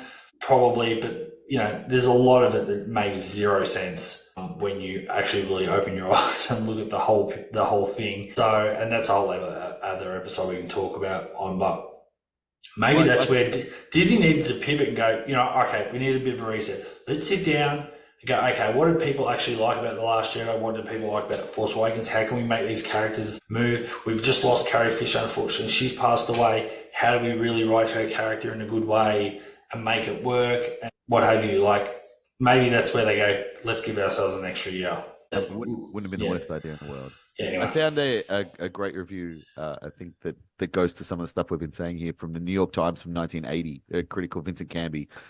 The review says The Empire Strikes Back is not a truly terrible movie. It's a nice movie. It's not by any means as nice as Star Wars. It's not as fresh and funny and surprising and witty, but it is nice and inoffensive in a way that no one associated with it need be ashamed of. It's also silly. Attending to it is like reading the middle of a comic book. It is amusing in fitful patches, but you're likely to find more beauty, suspense, discipline, craft, and art when watching a New York Harbor pilot bring the Queen Elizabeth II into her Hudson River berth, which is what Empire Strikes Back most reminds me of. It is a big, expensive, time-consuming, essentially mechanical operation. The Empire Strikes Back is about as personal as a Christmas card from a bank. So not really covered with love. Also, I feel not really getting it. But as I keep saying, important to look at hindsight. Like maybe at the time, this is watch Star Wars, and it was, saying how good Empire is not to discredit how good New Hope is. That movie, in the context of cinema, in the context of what we had experienced, up to that point, and what George Lucas did with that movie, is a phenomenal piece of storytelling and a phenomenal piece of movie making and cinema history. And now I think, with the benefit of hindsight and every movie being watched infinite amount of times by everyone, we can look back and see all of the things that we think make Empire so good. But I guess I can kind of appreciate 1980. You've just watched Star Wars, which, like I said, it's a sci-fi western. It's a romp. You watch it. It's a hero's journey. I mean, it's pretty, like you said, it's pulpy, kind of B grade, fun, adventure, color. Like you think, when we say dark, obviously dark in tone, but Empire is also visually quite sort of dark, and the drab colors, the sort of grays, and the obviously the white of Hoth, and this sort of grey, bleak outlook, and a lot of Dagobah is very dark and shadowy, and then when he's fighting Vader in on Cloud City, that's all dark and almost the power is out, and it's like shadows and that. So even visually, it's quite a dark film. And then you look, even when you go to Jedi as well, and then that movie's bookended by movies that are out. You're in the sand dunes of Tatooine, and there's blue sky, and there's just this brightness to those films. It's quite different to Empire as well, and that's where you go, well, it's a bit more fun and colourful in this world. But now we've got in the serious shit, and it's dark, just dark in tone. It's just going to be dark visually.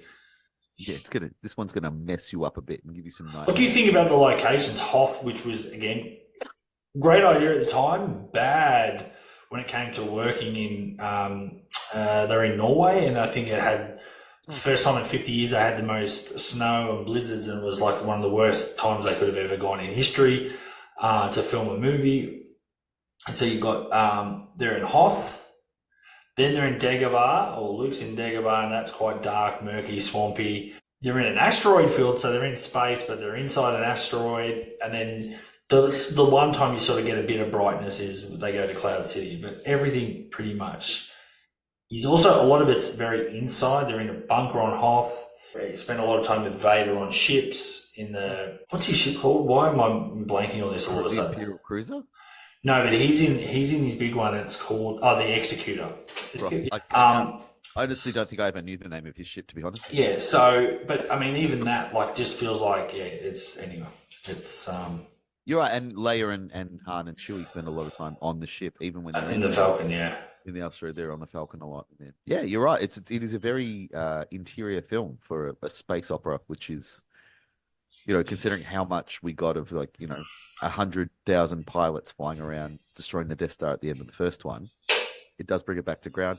Maybe also, I think, and I guess this is what makes good sequels good, is they only work, or they not only, perhaps that's wrong, they work at their best when they're hand in hand with the original. You see something elevate off the back of the first one so much, but really you are watching the hard work of the first one sewn into the tapestry of the second one. Yeah. I guess, to talk about the series we bring up most on this show, Scream 2, we, both love so much. What makes Scream 2 so great is partly the fact that it's woven the tapestry of the original into it, and it's building off the back of that. You could watch Scream 2 having never seen Scream, but you can't watch Scream 2 never acknowledging Scream. It is a very sincere and integrated part of it. And I think that's probably a lot of what makes Empire so good is Star Wars did so much heavy lifting. It ran, it crawled so that Empire could walk, really. And it's the best of what you could hope for in an expanding, ongoing film series. It is the kind of sequel that makes you wish every great movie had a sequel, because you can see, oh shit, you can do something amazing with a sequel. It doesn't have to be a cash in. It doesn't have to be, well, the actor wanted to do that character again, or the director thought they could, go one more round with this world. It can be, no, we created something so densely populated with ideas and character and world and joy that another one isn't just like desired, it's earned and it's warranted and it should exist. And we don't always get that, obviously. A lot of times sequels are here for money. Mm-hmm. But I think anyone who feels embittered by the onslaught of IP these days and the idea that every movie is a part of 50 other movies and every, new thing is actually a remake or a sequel and it's a pain in the ass. I guess like you can go back to movies like this and be like, no, sometimes good for a sequel. Sometimes another one is the greatest thing you can get and actually will make the first one better as well. Like I like A New Hope more because of what happens in Empire. Yeah. I go back and go, oh shit, I know where this is going. This is great. Vader's way more interesting because I know what's coming. And Luke's way more interesting because I know what's coming. It's fucking cool. Yeah, I couldn't agree more. I think the trilogy as a whole is strengthened by every part of it. So they all work sort of, like you said, it's kind of in tandem, and they're kind of, the tapestry is woven together enough that, whereas, like you said, like there is something about some sequels that they come back and it's like, what are we going to do? People love the first one. We weren't expecting it. We weren't expecting to do a sequel, but all the actors are going to come back. We're going to make it. How do we write a story that's interesting enough and makes sense to carry on for these characters? And that's why they don't always work. They might be a little bit of fun, but they won't make as much bank or whatever because they don't have this. I think that's the thing, because Star Wars is sci-fi, and again, you've got all these locations, and characters, and you've got R2-D2 and C-3PO, two of the greatest non-human characters ever created. But you've got all these avenues that you can go to and all these places you can visit. Whereas I think if you're thinking about a sequel that's set sort of on Earth and is not a sci-fi, it's just a drama or whatever, that's a bit harder to accomplish when you've only got a small world to work in, if that makes sense. Not to say that, not all Star Wars films or any other, movies that are set in a bigger universe don't always work out either, but you've got more to play with when you're creating stuff. You're using imagination to create these universes, whereas once you're in a more of a serious film set on Earth, in New York or New Orleans or Melbourne or whatever, like you've only got a little box really to work in, whereas Star Wars has the beauty of it's got this, you smash the box open and just expand and expand and expand. But I've sort of waffled on a little bit there, but no, but you nailed something. I think, I don't know. I think a lot of times genre films can be dismissed a little bit, sci-fi, horror, the stuff that you and I love and love digging into, but this idea that like, oh yeah, they're just like another one and another one and another one. But I think that is to discredit a lot of important stuff, and the idea of lore, like there's a history in it and rules to a character. Something like, Michael Myers or Jason Voorhees. Yes, like they were just wanting to make another one because they could get a bunch of teenagers to go to the cinemas on a Friday night and spend some cash. But the reason that those characters sustain and live on is because they do have a rich character history. You can make another Friday the 13th, you can make another Halloween, you can make another Nightmare on Elm Street. And you have to make it about those characters, slasher killers, faceless, nameless slasher killers that were given names and given identities through their masks, become popular and become desired in movies because they have great stories. Star Wars lives on, as we talk, partly because Disney paid an absolute fortune to buy it off Lucasfilm and needs to make their money back. $4 billion. It also lives on because the original base concept is such a well-written story. You know, the idea of this galaxy far away and the Jedi and the Sith and the New Republic and the Empire and Order 66 and the clones and the Millennium Falcon and Chewbacca and Wookiees in general and Ewoks in general, all of it was layered in so well that even when you are siphoning it dry, you have so much to draw from that you can get to a point where you have 30 different things on one single app that are all from the same universe, and none of them are really retelling the same story. Yeah. You know, there's not a lot of Star Wars stuff you can go this again, except for something like, obviously, you know, when you get to A Force Awakens, it was like, are we doing New Hope again? Are we really doing this again? Is that what's happening? Are we doing the same movie again? Aside from that, excuse me, it was so well laid out. Yeah. And again, so well elevated in Empire that it opened those doors up, and it can be done, and you can get rich stories going on. And you know, it does happen sometimes without that. You look at like Richard Linklater's Before Sunrise, that kind of trilogy he made. I was thinking about that before. Yes, they're just people, but they are such fascinating characters that he can keep coming back every 10 years and telling another chapter of the story, and people go, yeah, man, just tell me about that couple. What's going on with them? What's happening? I want to know. And sometimes it works. Yeah. Crazy. I mean, over your shoulder, you've got a copy of Super Troopers 2, you know, on your shelf. If they want to make a Super Troopers movie every, you know, 5 to 9 years, do it. I want, you know, those characters are, I know it's not the same thing, but I want to see what those characters up to. I want to see, you know, you created something interesting. It can be done, I guess is the point. And we can see it done well. More often than not, we see it done badly. Yeah.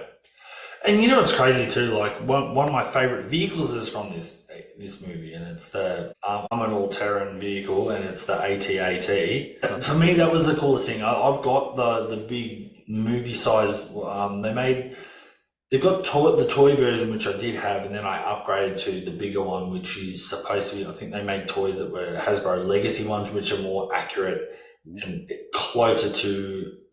Within reason, closer to the size of what they would be. And the detail on that's amazing. And then you've actually got the land speeders are another new vehicle, and they're kind of cool. But again, they didn't look brand new. They looked well lived in. And it wasn't just all X-Wings and the Millennium Falcon and Star Destroyers. They gave us a super Star Destroyer. They gave us, well, even Cloud City's kind of, the Cloud City cars. There was still a lot of new stuff in there as well. And, it was bigger and better.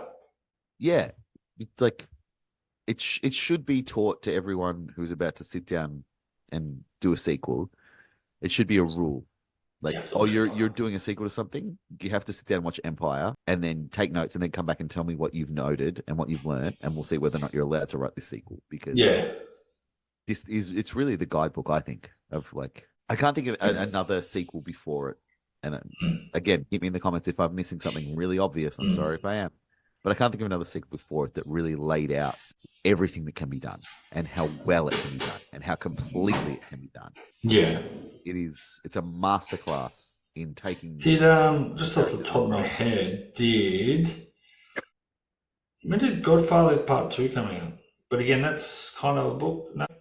Well, Godfather Part 2, I mean, obviously it's sort of... For a lot of people, it is the gold standard of sequels, and I guess I'm in that camp. I don't, to be honest, 74 Part 2 is 74. So yeah, I haven't seen the Godfather movies in probably 8 or 9 years since I last sat down and watched that trilogy. But 1 and 2 in the book of Godfather, they're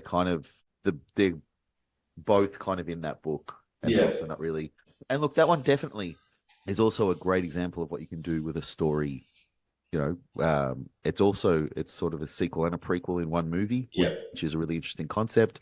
It definitely expands upon all the existing characters. It introduces some new ones. It takes us back to the origin. It does a lot of great things. And I suppose it just depends on what is your jam, is what it comes down to. We talk sometimes about this show, and it's something that I'm forever interested in, is what is like, I don't know, the Mount Rushmore or the top of the pyramid, or the top 5 ever sequels. And we've thrown around titles like Aliens and Terminator 2 as things that elevate the film. I think Empire is very much, and I think Godfather 2 is absolutely punching for the title card on that. But there are, those are great examples of how to take and evolve and elevate.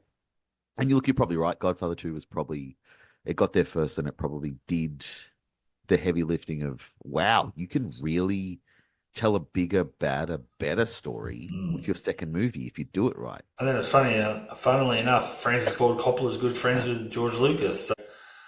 It's almost like these guys sat around and like encouraged each other to make movies. I wonder if, Yes, of course. George Lucas sat around and had some words of advice for Coppola with Megalopolis, which is, I mean, I can't even say it's coming out this year because it still doesn't have film distribution anywhere. It's a really wild one. These legends of cinema in 2024 aren't really, I mean, Lucas isn't involved with movies anymore. He sold Lucasfilm. Francis Ford Coppola is independently financing his own grand feature because no one would pay for it. And now that he's done it, no one wants to buy it and distribute it. Spielberg's really the last man standing. The last one is like, I'm going to make this movie. And everyone goes, yeah, whatever you want. You're Steven Spielberg. Yeah. Cool. How much do you need? Make it happen, bro. Yeah, is he doing Ready Player 1, Part 2? Ready Player 2, I think if he's definitely producing. I don't know if he's directing, but he remade West Side Story and everyone was like, yeah, for sure, whatever. Like, yeah. He made The Post, which is essentially like a sequel to All the President's Men, and everyone was like, sorry, a prequel, and everyone was like, yeah, cool, whatever you want. Like, do whatever you want, Stephen. I guess just as we're sort of winding up, I mean, what did you think? We haven't really touched on it too much, but Frank Oz and Yoda. This is one of the big things that we haven't really talked about at all. Yeah. I love it. Yeah. Even this rewatch, when I was trying to be hypercritical, I was like, is this character... I personally am always championing that you should always have practical effects over computer effects. Yeah. I know that's not always possible, but at the very least, some stuff should be practical. Your actors should be interacting with something real, even if the background has to be a green screen. And when I was getting ready to watch it this time, I was like, all right, focus on Yoda and think about, Yoda in this versus Yoda in the prequels when he's backflipping with a lightsaber, which honestly, one of my favorite things that ever happened in the cinema. When me and my friend watched it and Yoda pulled out a lightsaber, we held hands and went, oh! It was so incredible. But not only does it hold up, it is perfect for the character because when making him a puppet, he moves weird. He is very specific about his movements. He can only move a certain way. So when Yoda, the character, moves, it is with very clear purpose and intent. He is a bajillion years old, so he moves really slowly and kind of awkwardly. And I think all of that, weirdly enough, is helped by the fact that it's a friggin' puppet. And I love Frank Oz's Yoda voice. Yeah. I love it. One of the great character voices of all time. It is endlessly mimicked and repeated and mocked, I guess, because it is so good. You will be. Yeah, even when he's being scary. You will be. Like, he gets really creepy and weird, and it works even though it's a puppet. You forget it's a puppet. You're like, this is a creepy. But even his introduction scene is so good. Again, you touched on the lines of this film and the delivery, whether it's the writing and or the delivery. Like, his scene is the like crazy little critter that's just annoying Luke while Luke's trying to look for this Jedi Master. That's one of the great fake outs. Just that whole thing is so good. My God. He's like going through his box, throwing out these snacks and bits and pieces. Too. It's so good. Yeah. I wish I could go back in time and watch like that scene for the first time, not knowing, or like Men in Black memory erase my brain, so I don't know that creature is Yoda, because you only get to know that once, and it's such an incredible scene. Every time I rewatch it, I'm like, God, I can't believe. Well, it's crazy you say that too, because I still feel like that's something I still remember the first time it was revealed. And again, going back to that first time in that hotel room, watching it with Dad, and going, who is this crazy little creature? Oh, well, that's a pain in the ass, and then all of a sudden, he's supposed to be this funny kind of little guide, and the next minute, no, he's not just a little goblin kind of character. He's actually the Jedi Master. Like, it's just... Yeah, he's super important. Yeah. And again, like, super bold, interesting move to make the ultimate Jedi Master this tiny little 1 foot tall puppet. A lot of I think a lot of writers and directors and studios would balk at that these days. They'd be like, oh, yeah, we could do that, but actually, can we make him, even if we get a short guy to do it, can we make him a person in like a costume? Or can we CGI him? Or can we make him like a giant puppet? Or can we make it so he's little, but he actually, you know, has the superpower or the Jedi ability to like expand into this Hulk-like thing when he needs to? And I feel like these days you would get so many people throwing ideas about what he should be. Yeah. But the power and the awesomeness of the fact that Yoda is just that little thing and then just goes and fucking dies. Like, so good. So good. I love it. It is an incredible version of what this character could and should be. And imagine reading it. Imagine reading the script and like the description is like he's a little green, pointy-eared, 1 foot tall, gremlin-looking thing that speaks almost in like a reverse sentence structure. Yeah. Brackets will be played by a puppet. Yeah, 100%. Like, I mean, like I said, that's why it was such. You'd be like, I'm out. And I think that's why it was such a ballsy decision to do that. So I'm just trying to think. Dark Crystal. So yeah, oh no, Dark Crystal came after. Yeah, so Dark Crystal came after, obviously, but it did make me think that, you know, that's again maybe the success of Yoda in Empire kind of really led to, you know, Frank Oz and Jim Henson and that doing Dark Crystal, similar. Not completely the same characters, but similar, you know, vibe as Yoda going into that movie. I find it pretty funny that like Yoda did more movies and bigger movies than the director of Empire. Yes. Frank Oz went on to direct, you know, Dark Crystal, Muppets Take Manhattan, What About Bob, Dirty Rotten Scandals, Bowfinger. Sitter, Bowfinger, In and Out, Indian in the Cupboard. He did, what was the one? Oh, The Score, which nobody really liked, but you know, yeah, but that's a good movie. Marlon Brando. Yeah, I liked it, but it bombed hard. But it had Marlon Brando, Robert De Niro, and Edward Norton in this one movie. Yeah, he went on to have like a really interesting career as a director. The guy who did the little puppet in the swamp and went, "Oh, talk like this, I do."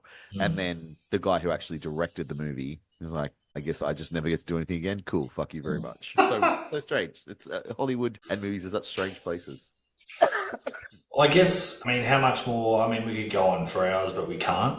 We try and keep this podcast reasonably confined.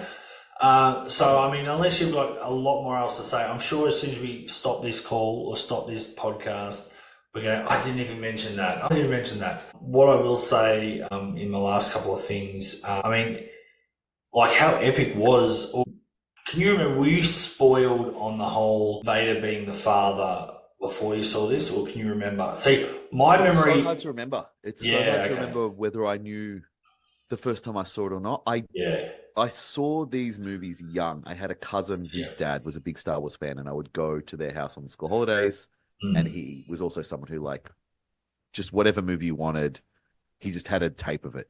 Yeah. I don't know where he got it, Pirate. but he would have, like, a legit or a pirated copy of every movie.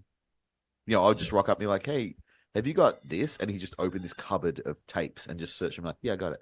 And so he had all the Star Wars movies, and I don't know if they were legit or pirate, but he had them. And when I went to visit one particular holidays, like the whole family was going through, you know how families go through the periods where they're obsessed with like a movie or a show. Yeah. The whole family was obsessed with Star Wars. And I was like, oh, I think I've seen the first one. And they were like, stop it. No, stop it. Shut up. Sit out. And like 3 nights in a row. It was like, tonight we're watching Star Wars, tomorrow watching Empire. And they were, you know, quoting the whole movie. But I think they might have been quoting to each other, you know, during the day. No, I am your father. But I had no context for what that meant. Yeah. So I think that was a reveal for me. I think I got it, honestly. And I think they also had to explain it to me afterwards. You know, I like 8 or 9 or something. And I was like, I was trying to think back, and I do remember, like I said, like being in the kinder and primary school where it was you played Star Wars and such and such is going to be Luke, you're Darth Vader, you're Han Solo. I can't remember ever being spoiled on Vader being the father, even at that point, even though Jedi had already come out by then. And I remember having that conversation with Dad, but like, what? Like, is it really his dad? And he's like, well, I don't know. We'll have to find out in Return of the Jedi kind of thing. So such a good dad answer. Yeah, I know. And it was kind of like, I remember thinking, I remember when I watched it that time, it must have been new information to me because I remember having that reaction. Obviously, I wasn't spoiled, or like you said, maybe someone said something, but out of context, didn't know. Like, no one actually sat me down and said, "Did you know Darth Vader is Luke's dad?" Yeah, I don't think Like, anyone- I don't think anyone would, which is one of the great things of before internet. We didn't get normally spoiled too much with that sort of shit straight away. Like, it was like a little while before it seeped into consciousness. The one thing I did get spoiled on was Planet of the Apes. Obviously, the Statue of Liberty. Oh, At the wow. end, that was something like That it one was just. funny. Well, it kind of got it became a pop culture thing. I think after a while, that was part of the cover of the movie on You're right. the Yeah. VHS. Oh, no, it was on the back. It was on the back, the back Yeah. of VHSs. And then- they have little photos of the movie and the photo of him like on his knees. Yeah, and I'm pretty sure I actually saw. VHS I saw. Yeah, and I'm pretty sure I saw Spaceballs before I saw Planet of the Apes. So, of course, Spaceballs kind of plays parody is that, and then kind of, what are they talking about? Yeah, okay, I get it now. So, but What yeah, an age we used to live in. Can you imagine like getting a Spaceballs-esque movie coming out off the back of an Avatar or even the new Star Wars movies, like, and it being as big of a hit and an ongoing sensation? I mean, obviously not financially, but like yeah, Spaceballs is no slouch. Spaceballs has lived on as one of the great comedies. yeah, Just you can't do that anymore. Like making a movie so good and so strong that someone else could bring out a parody movie of it and it didn't touch it. It didn't affect it. Everyone was like, yeah, I know, it's Yeah. pretty funny. Funnily enough, the only other time we've gotten that is Scary Movie to Scream. Like, yeah. so Scream is basically Star Wars. That's what we're saying. Scream is as Yes, that's correct. Star Wars of horror movies. Yeah. Scream 2 is the Empire of horror movies. Well, I think the last thing I'll say to just justify the fact that we're trying to say that this is the perfect sequel is that when George went back and did the special editions, Oh, yes. A New Hope was heavily altered and added to make it sink in with the other films and obviously fix mistakes or supposedly things he wanted to do he couldn't afford to at the time. Same kind of happened with Jedi, but funnily enough, the one that was touched the least was Empire by a long shot. Like, Empire actually had maybe slight visual changes to Cloud City. Yeah, I but think the ship's flying around. and then I think they put some windows in some of the corridors when they're running to make it feel like a bit bigger and all that sort of stuff instead of them having just blank white whatever. But overall, the only thing also with Empire, I think with some of the matte lines, they just got erased and cleaned up some of these special effects to make it look a little bit more pristine. But overall, it was definitely not as heavily altered compared to Jedi and A New Hope, which definitely had a lot of work done to them, a lot of cosmetic things. Though, having said that, I'm going to probably shoot myself in the foot. They did add to the Wampa scene as well, where we see the big Wampa start to get up and come towards Luke, which was new. And again, at first I was like all excited, I'm like, sorry, yeah, cool. But again, in retrospect, I was like, no, that's not. You had it perfect the first time when you couldn't afford to have the big Wampa because it was like the mentality of Jaws. The less you see, the better. Let our imaginations do the work. Yeah, they butchered that, I think, too much. So, I mean, overall, definitely, it showed that they did not touch that film as much as the other two. No, and I think, well, it stands on its own. It stands on its own merits, and it doesn't need tinkering or tweaking or messing with. And at the risk of sounding like a grumpy film lover, like, they don't make them like they used to. We don't get this anymore. No, we don't. We don't get the confidence from filmmakers that the audience will get it and go with it. We don't get the freedom for artists to make the movie how they want and release it as is and kind of be like, yeah, no, it doesn't end. It doesn't end cleanly. It finishes, but it doesn't end cleanly. The story resolves. It doesn't finish. And you see the next one. Or we don't. We don't really care. This is the movie we want to make. Bless them. Bless Kirshner. Bless Lucas. Bless everyone who was involved with this picture. You nailed it. Mm-hmm. Peaked, guys. Absolutely peaked. Well, I guess you do the honors. I guess the the reality of it all is we've categorically proven with this movie all sequels suck. I know. May the force be with you. Hey, sequel suck fans. By definition alone, they're inferior films. I almost sequel remake. A quick warning. Sequels suck. This episode is Suck. spoilers. Suck. Before the movie. Scream. Over. The crazy.